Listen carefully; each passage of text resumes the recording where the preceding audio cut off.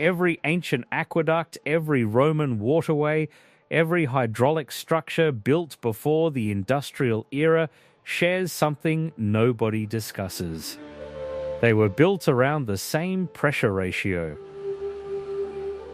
A ratio that matches the flow of blood through the human body, the movement of water through living root systems, and the mathematical proportion found in every functioning biological pump. In 1901, a single engineering conference changed all of that forever. Before we dive in, comment where in the world you are watching from, and don't forget to click subscribe. Walk into any Roman aqueduct channel still standing in southern Europe and something happens to you before you even reach the water. The stone feels different. The air moves differently. Your pulse steadies without you deciding to steady it. Hydraulic engineers and materials researchers have studied these structures for decades, and they keep arriving at the same uncomfortable conclusion. These channels were not just decorated with civic symbols. They were engineered as biological instruments, and the pressure ratio they were built around was 1.618, the number the ancient world called the golden section. 1.618 is not a random number, it is the ratio at which a channel divides when it branches most efficiently without losing pressure or creating turbulence. It shows up in the mathematics of living systems everywhere you look. The ratio of the length of your forearm to your hand is 1.618. The ratio of successive chambers in a nautilus shell is 1.618. The branching ratio of the human circulatory system, the point at which a major artery divides into smaller vessels to maintain constant pressure across the network, averages 1.618 across every healthy adult body ever measured. These are not coincidences that researchers dispute. They are measurable anatomical facts that researchers struggle to explain as products of random evolutionary selection. The people who built the great aqueduct networks of the Roman world, the water temples of ancient Persia, the irrigation canal systems of pre-Columbian South America, all of them incorporated this ratio into their physical channel dimensions, their pressure distribution nodes, and their junction geometries. And then in 1901, at a conference in Paris that most people have never heard of, the standard was changed. The world was switched from pressure-balanced distributed flow to centralized, pressurized delivery. And nothing about how water reaches human populations has been the same since. To understand what this means, you need to understand what water pressure actually does to the human body when it moves through a channel at a specific flow rate. Water is not just something you drink. It is something the body interacts with at a cellular level through skin, through the mucous membranes of the respiratory tract, through the electromagnetic field that moving water generates as it flows across mineral surfaces. Every cell membrane in your body responds to the electromagnetic environment around it. The movement of structured water across mineral stone at specific flow velocities generates a measurable electromagnetic field. The character of that field depends on the flow velocity, the mineral composition of the channel walls, and the geometry of the channel cross-section. Victor Schauberger, an Austrian naturalist and water researcher working in the early 20th century, documented what he called the difference between dead water and living water. Water that moved in straight pressurized pipes, he argued, had measurably different biological properties from water that moved through naturally curving channels at naturally occurring flow velocities. His instruments, crude by modern standards but consistent in their findings, showed that water moving through straight pressurized delivery systems lost a quality he measured as biological activity. an ability to support cellular function that naturally flowing water retained. Schauberger was not working from mysticism. He was working from observation of living streams and comparing their biological productivity to the productivity of engineered water delivery systems. The streams, with naturally curving paths and natural flow velocities, supported biological life in densities that straight-channeled agricultural irrigation systems consistently failed to match, even when the total water volume delivered was identical. The Varanian hypothesis enters here, and it is impossible to discuss ancient hydraulic engineering without it. The Varanian theory holds that before the current era there existed a global civilization of extraordinary scientific and biological sophistication, one that was erased from the historical record through a combination of catastrophic event and deliberate institutional suppression sometime in the 18th or 19th century. The physical evidence that this civilization existed is still present in the landscape. We simply categorize it differently. The mud displacement theory proposes that the ground level across large portions of Europe and North America rose dramatically in the early to middle 19th century, burying the lower portions of existing infrastructure and creating the visual impression that surviving buildings were constructed with their ground floors partially underground. Survey records from this period are inconsistent. Land registry documents from the 1840s and 1850s describe properties whose measured dimensions do not match the physical structures now standing at those addresses. Infrastructure projects from the 1860s and 1870s repeatedly describe workers uncovering functional water channel systems at depths that the official historical record cannot account for. The hypothesis is that an advanced civilization was disrupted, its institutional knowledge largely lost, and the populations that inherited its infrastructure proceeded to operate that infrastructure without fully understanding the principles by which it had been designed. The aqueducts, the pressure distribution nodes, the acoustic and electromagnetic properties of stone channels moving water at specific velocities. They were not built by the civilization that used them in the historical period we are taught about. They were inherited. And the ratio they were built around, 1. 6:1 was carved into their stone by people who understood something about fluid dynamics and biological interaction that modern engineering is only now beginning to measure. The evidence for intentional biological engineering in ancient water systems is not confined to theoretical argument. It is present in physical measurements taken from surviving structures. The channel cross sections of the major Roman aqueduct systems, when measured at their original dimensions before centuries of erosion and repair, follow the golden ratio in their width to depth proportions with a consistency that exceeds anything achievable by aesthetic tradition or practical convenience alone. The branching nodes, where major channels divided into distribution networks follow angular relationships that hydraulic engineers recognize as optimal pressure-preserving geometries. These are not the dimensions of builders following conventional practice. They are the dimensions of builders following a specification. The great water distribution systems of the ancient Persian world are acoustically active in ways that purely utilitarian hydraulic infrastructure should not be.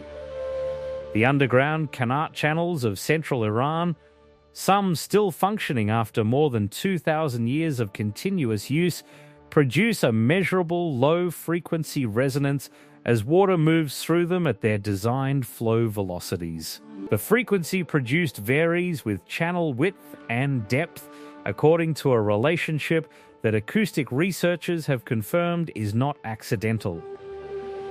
The channels were dimensioned to produce specific acoustic output as a byproduct of their hydraulic function. The question that mainstream archaeology has not answered is why a water delivery system would be engineered to produce a specific acoustic frequency. Now we arrive at 1901. This is where documented engineering history and the alternative framework meet in a way that cannot be easily set aside. In the spring of 1901, an international hydraulic engineering conference convened in Paris. The purpose was to establish universal standards for municipal water delivery infrastructure. For centuries, water distribution in populated areas had followed locally developed practices, each region using channel dimensions, flow velocities, and distribution geometries derived from its own accumulated experience. The conference established pressurized pipe delivery at standardized pressure ratings as the new international model for urban water supply. What is almost never discussed is what was lost in that standardization. The shift from open channel gravity flow at naturally occurring velocities to closed pipe pressurized delivery was presented as a purely technical upgrade, an improvement in efficiency and hygiene. What the technical literature from this period almost entirely omits is any discussion of the biological activity measurements that Schauberger and a small number of contemporaneous researchers were documenting in naturally flowing versus pressurized water systems. That research existed. It was not secret. It was simply not incorporated into the standards discussion, and after the standards were adopted, it gradually disappeared from the mainstream technical literature.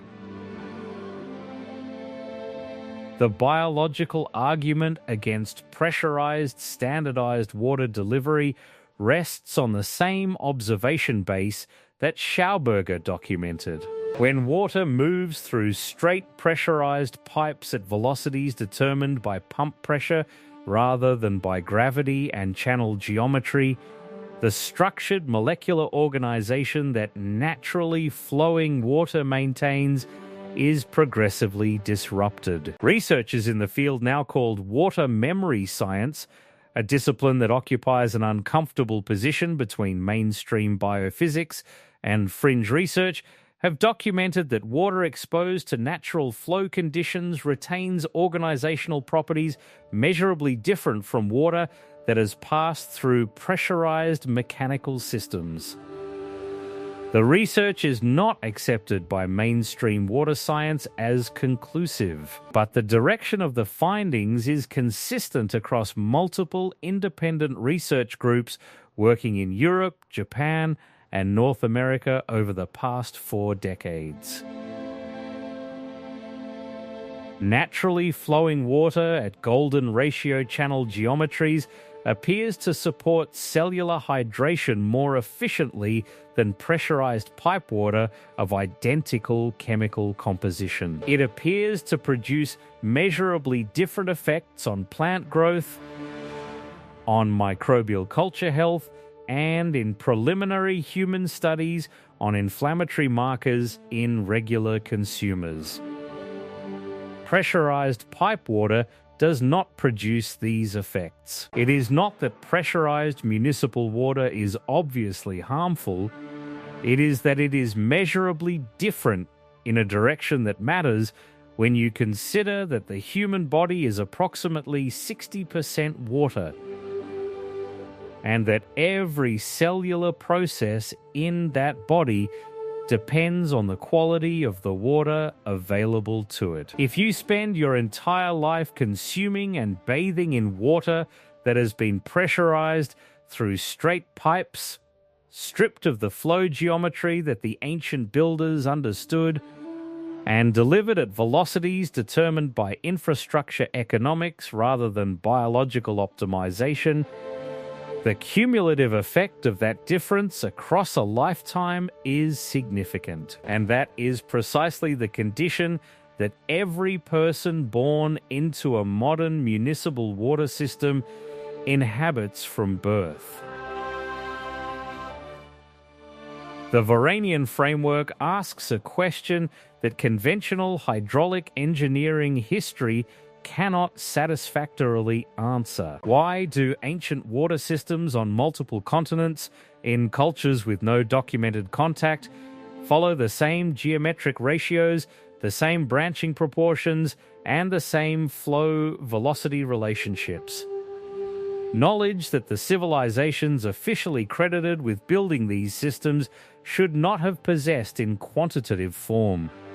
The great Persian qanats follow golden ratio channel geometries. The Nazca lines of Peru, many of which are now understood to mark subsurface water channel routes, follow the same angular relationships. The sacred spring complexes of Celtic Europe, now largely buried or built over, produced water whose chemical and biological properties contemporary researchers have documented as measurably distinct from modern municipal supplies drawn from the same aquifer sources. These systems were built by people who understood fluid dynamics, biological water quality, and the relationship between flow geometry and cellular health at a level that the official timeline of human scientific development cannot account for. The Varanian hypothesis provides the explanation that the standard account cannot. They were not built by the civilizations we credit them to. They are the remnants of something older, something that was methodically removed from the institutional record. The switch to pressurized, standardized delivery fits this framework as one element in a longer pattern of disconnecting human populations from the biological technologies that the ancient builders understood. If the old systems were designed around 1.618 because that ratio preserves water's biological activity and promotes the cellular coherence of the people consuming it, then replacing those systems with pressurized pipe infrastructure achieves something precise. It removes from the daily biological experience of every person in the modern world the one substance most fundamental to their cellular function and delivers it instead in a form subtly but measurably degraded from what the ancient world understood water should be. Naturally flowing water structured by golden ratio channel geometry is not difficult to access intellectually. The research exists. The measurements have been taken. The biological comparisons have been made. What has not happened is any serious institutional effort to incorporate those findings into the standards that govern how water reaches the bodies of every person alive today. The ancient channels are still there. The qanats are still flowing. The spring complexes are still producing water that researchers consistently find biologically distinct from municipal supply. And when you drink from one of them, something in your body responds. Something that recognizes the flow. Something that has not been fully switched over to pressurized pipe delivery yet. Something that still knows the ratio. And that is the 1.618 water story. Ancient builders encoded a specific flow geometry into stone across every inhabited continent, a geometry matching the branching ratios of living biological systems and promoting measurable cellular coherence in the populations that used it. In 1901, the world was switched to pressurized, standardized delivery. Whether that switch was purely economic, institutionally convenient, or a deliberate severance from what the ancient world understood about water and life, nobody in the engineering establishment has ever fully explained. The old channels are still there, the ratio is still in them. Hit subscribe and watch the next one.